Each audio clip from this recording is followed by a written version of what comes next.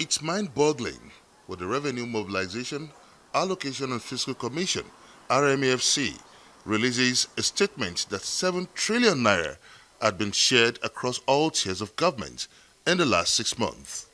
With an unprecedented increase in the government treasury, one is bewildered with the recent widespread hunger protests in the land.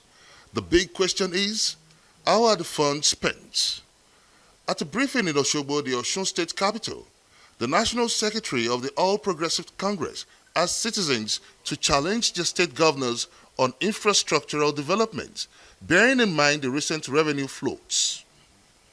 Any governor that is not performing, let them ask what has happened to the huge amount of resources that has become available to them after the removal of the fuel and the subsidy.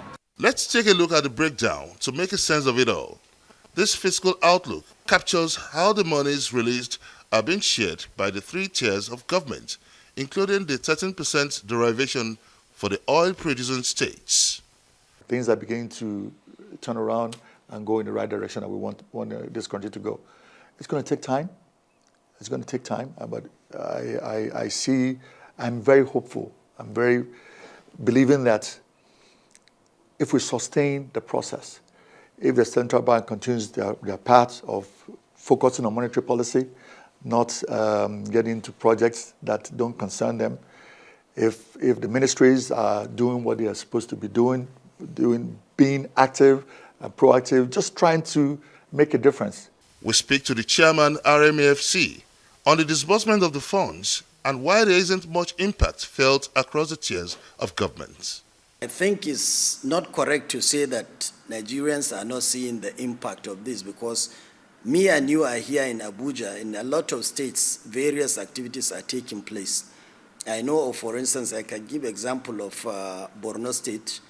I've been there last month. I have seen a lot of developments that were embarked by the previous government and the current government. With the widespread hunger in the land, there seems to be a disconnect between what is perceived as a windfall, 7 trillion naira within 6 months.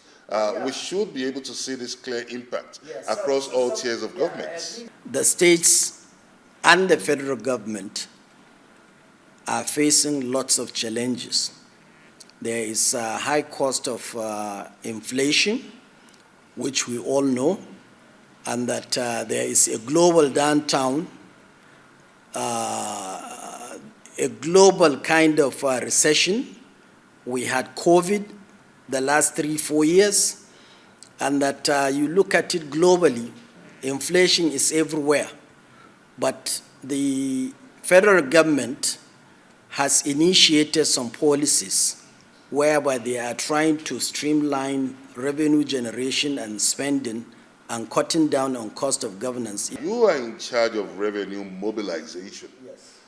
What would be your advocacy for the state governments in terms of how to properly utilize these funds? The best way to do this is for them to increase their internally generated revenue. The population that we have in Nigeria should be an asset to us, not a liability.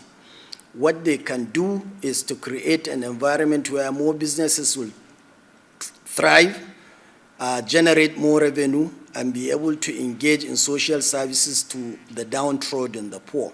While it's pretty difficult to have a holistic metrics of state government performance regarding this, the RMAFC boss says Nigerians shouldn't expect a magic moment so soon, because most of the state governments had only just passed their budget not long ago.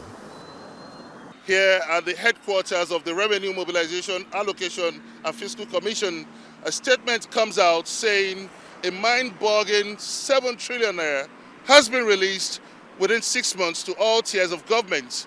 But what we've seen is widespread hunger protests across the land in the last couple of weeks. But the chairman of the Revenue Mobilization, Allocation and Fiscal Commission, Mohammed Shehu, says we shouldn't expect that magic windfall impact across the state because budget has just been passed.